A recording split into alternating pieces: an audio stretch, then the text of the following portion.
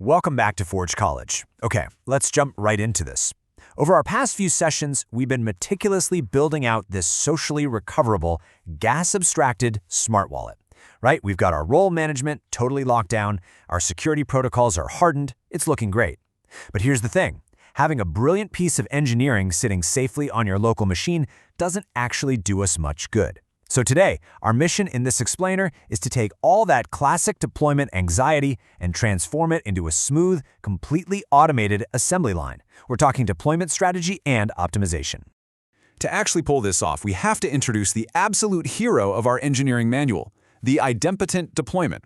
Now, by definition, this is a deployment process that only builds what is explicitly missing, meaning you can run it multiple times safely without breaking your existing state. Think of it kind of like a highly intelligent printing press, right?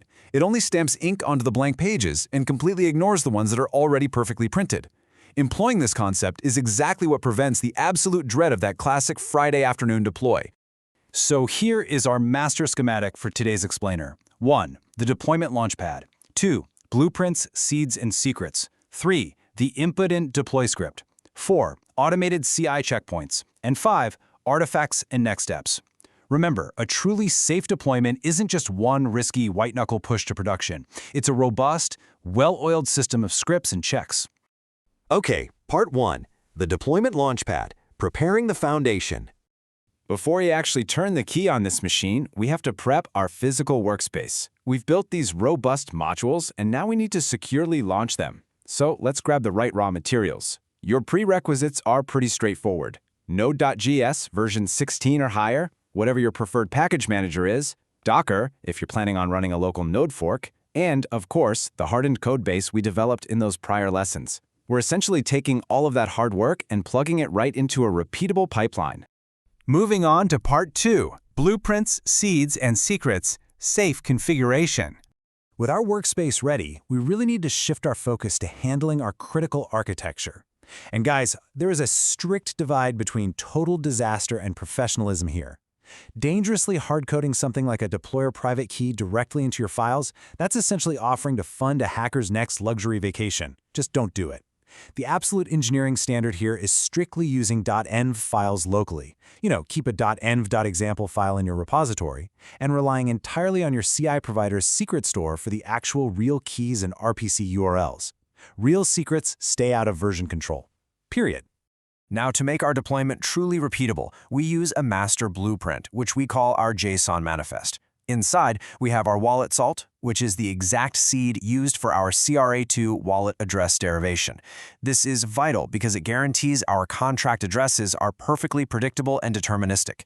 Then we've got our guardian addresses, that's our pre-approved list for initial configuration, and our roles config mapping. Keeping these non-secret parameters locked in a committed manifest just guarantees your deployment is flawlessly consistent every single time. Part 3. The idempotent deploy script, the intelligent machine. So now we get to the actual engine of this entire operation. Inside our deploy.js script, the sequential execution is highly orchestrated. Step 1, we deploy the role manager using our roles configuration. Step 2, we deploy the security module. Step 3, we deploy the wallet factory, specifically utilizing that create2 salt we were just talking about.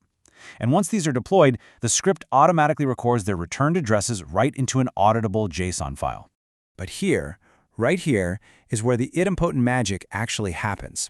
The script has this built-in verification check. Before it builds anything at all, it reads that deployed.json file we just mentioned, and it actually uses ethers.provider.getCode to check the actual on-chain bytecode. If that bytecode matches exactly what we expect, the script intelligently skips the deployment for that specific component. It verifies before it builds. That means you can safely run this script over and over without blindly duplicating your contracts on the network. Section 4. Automated CI checkpoints. The ruthless inspectors.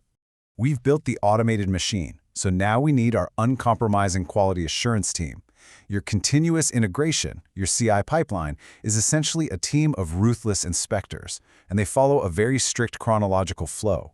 We check out the code, install Node and our dependencies, run our unit tests, perform roles sanity checks, and finally, run our security assertions.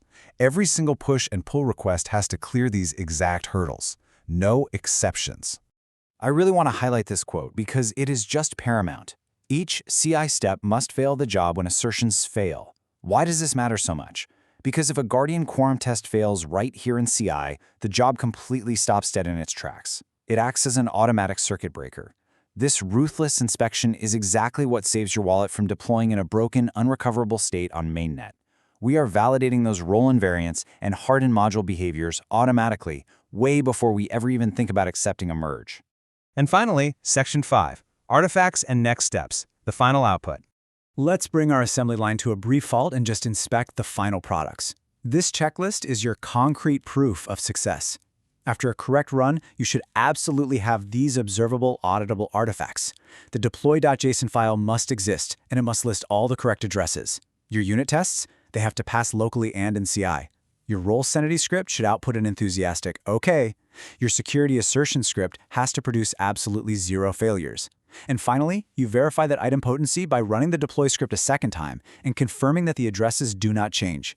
If you have all of that, your on-chain state perfectly matches your blueprint.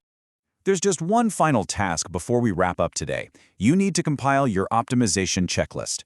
Make sure to document any measurable gas reductions, bytecode improvements, and definitely the runtime performance trade-offs you discovered during staging. These specific metrics are incredibly essential because our next step is the capstone assembly, where we put together the final deliverable. We need to know exactly how optimized our build actually is so the final product accurately reflects those hard-earned improvements. Which leaves us with one final, pretty important question. Is your deployment just a script, or is it a fully automated strategy? Answering that question is what elevates your engineering standard from a hobbyist to an absolute professional. By relying on reproducibility, auditable artifacts, and safety-first CI, you completely transform how you ship Web3 infrastructure. Thank you so much for joining me on this Forge College Explainer. I really hope this helped clarify how to bring your smart wallet components together safely. If you want to dive deeper into this subject and explore more advanced Web3 architecture, definitely head over to forge.college. Until next time, keep learning, keep building, and stay focused.